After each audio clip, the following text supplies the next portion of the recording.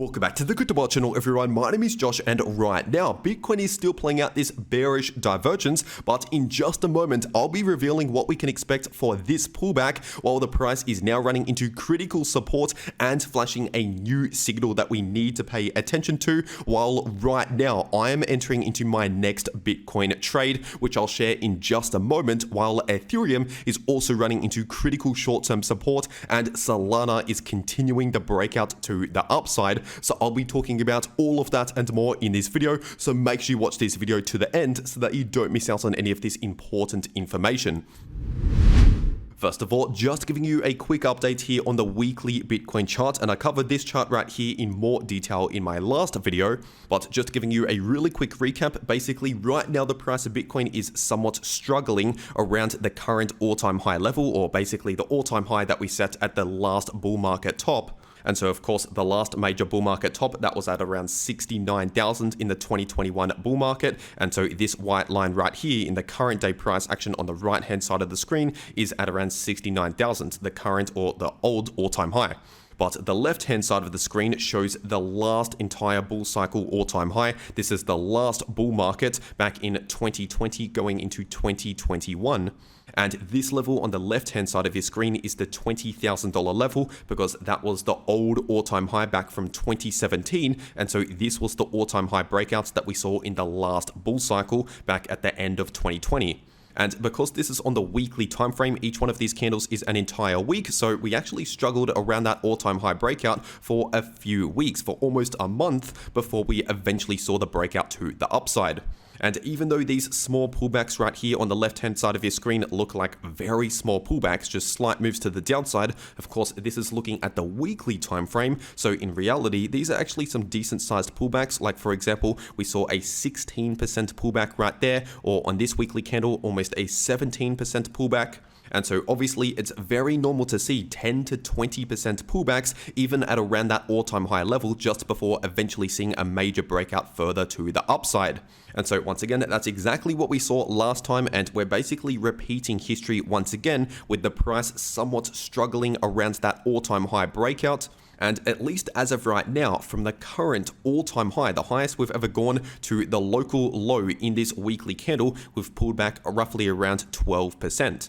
And so remember, last time we had weekly candles of around 16 to 17%, so it's very normal to see these type of pullbacks around that all-time high breakout during the bull market. And speaking of these pullbacks during the bull market, if we're taking a look at pullbacks that we've seen throughout this bull market so far, almost all of the pullbacks that we've seen in this bull market since the beginning of 2023 all the way up until now have been roughly around 20% pullbacks. And this is actually something that I talked about here on the channel all the way back here in around November, December last year. I said that so far we're seeing around 20% pullbacks, and so I actually predicted this next 20% pullback that happened in January. And of course, right now we're currently pulling back, and so if history were to repeat, if we were to see the same sort of pullback, once again we saw around a 23% pullback back in around March last year. And then back in around May last year, we saw another 20% pullback. During around August last year, we saw a 22% pullback. And during January this year, we saw around a 21% pullback. And so let's just say from the current high in the price of Bitcoin, if we pull back around 20% from high to low, that will put the price of Bitcoin at around 59,000 before bouncing back to the upside.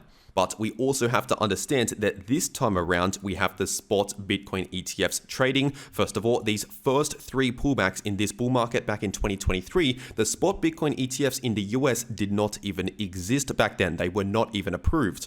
And if we're looking at this last pullback that we saw in January, that did happen right after the spot Bitcoin ETFs got approved. But when that was happening, we were seeing significant outflows and not really any big inflows into the Bitcoin ETFs. And of course, since then, especially during February and early March, we were seeing significant net inflows into the spot Bitcoin ETFs, which pushed the price a lot higher. And so once again, that is just something that we need to be aware of. This time around, unlike the first three times, we have spot Bitcoin ETFs approved and trading in the US. And also, unlike January, we're actually seeing decent inflows into the spot Bitcoin ETFs more recently. But of course, because it's the weekend, the spot Bitcoin ETFs are not trading at all, which means the price can actually pull back potentially over the weekend because we're not seeing any of the inflows over the weekend because the ETFs are not trading. And so basically, we could end up seeing a bit more of a pullback, potentially a 20% pullback if history were to repeat. But once again, this time around, we have those spot Bitcoin ETFs, which means I would not necessarily expect a full 20% pullback. So just keep that in mind. And this will be important to remember when I'm talking about my next Bitcoin trading opportunity in just a moment. But first, taking a look at this chart right here, this is of course looking at the DXY, also known as the US dollar index. And over the last few days, this has indeed been spiking to the upside, which is another bearish signal for Bitcoin, basically pushing the price of Bitcoin a little bit lower. Because in case you're new to all of this, all you really need to know about the DXY is basically when the DXY is bullish, that is usually bearish for Bitcoin and crypto. And when the DXY is bearish, that is usually bullish for Bitcoin and crypto. And so once again, right now with this spike to the upside, at least in the short term for the DXY, this is just a short-term bearish signal that we're seeing playing out right now.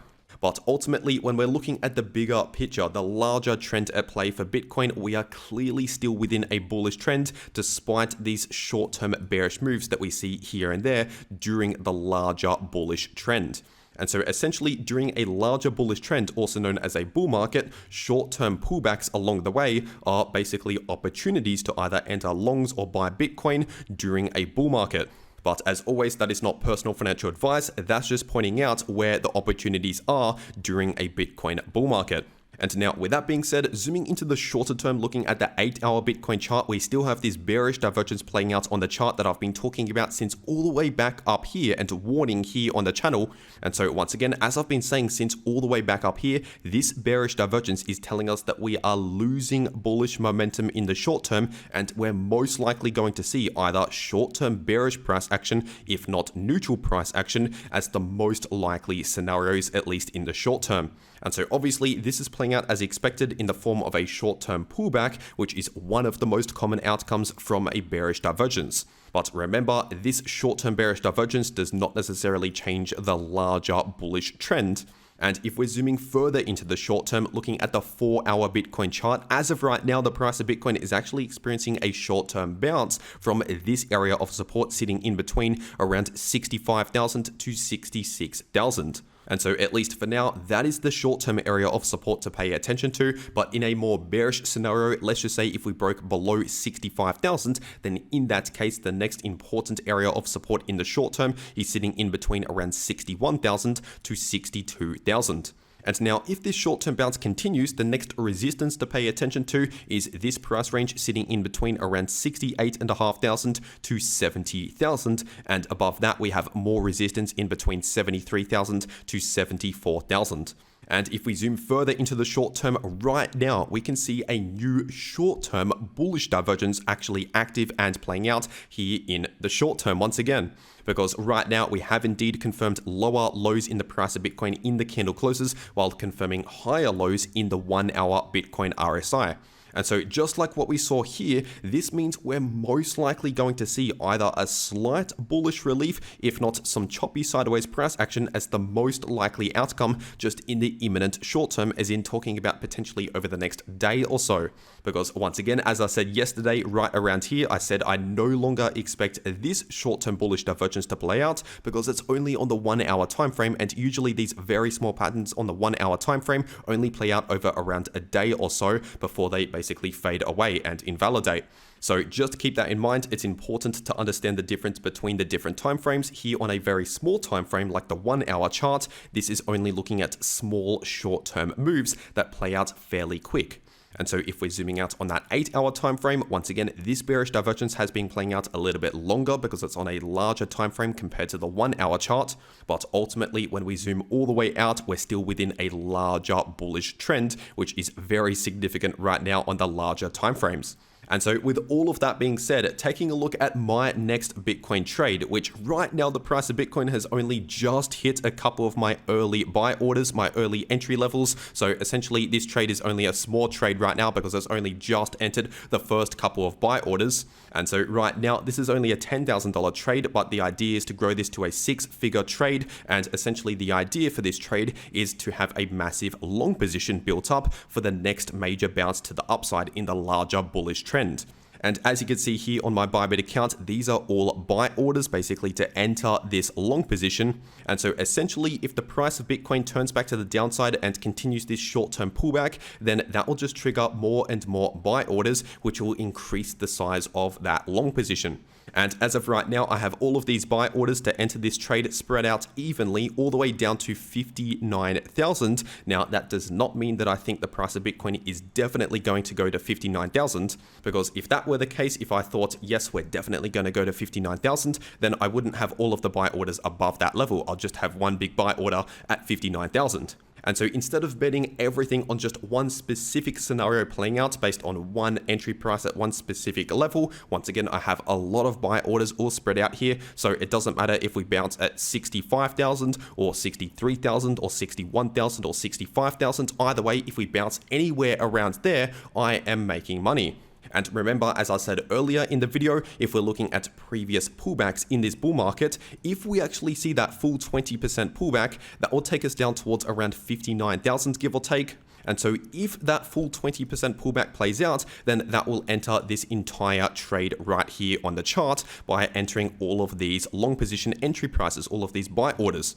And now let's just say if the price of Bitcoin goes below 59,000, which I don't exactly expect, but let's just say that happens, then honestly, I'll just open up more buy orders for this long position to essentially increase the size of that position. And now, as always, none of this is personal financial advice for you because I don't know your personal financial situation. I'm just simply being transparent with my trades that I'm taking and putting my money where my mouth is, because once again, on the larger timeframes, I'm still very bullish on the larger trend at play.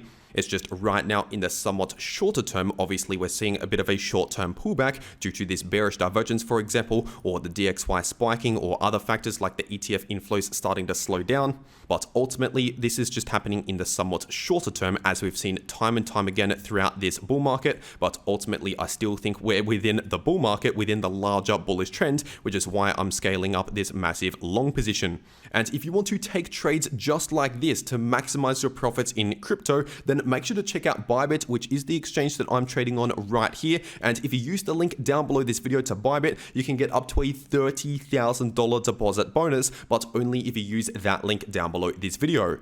And also, if you use that link, it will take you to this page right here where you can claim an exclusive 200 USDT airdrop position. And so, for example, if you want to join me on this trade and essentially enter a risk-free trade by using this free airdrop position just by making an account using the link down below this video, then you might as well do that, especially if you're going to be trading crypto anyway.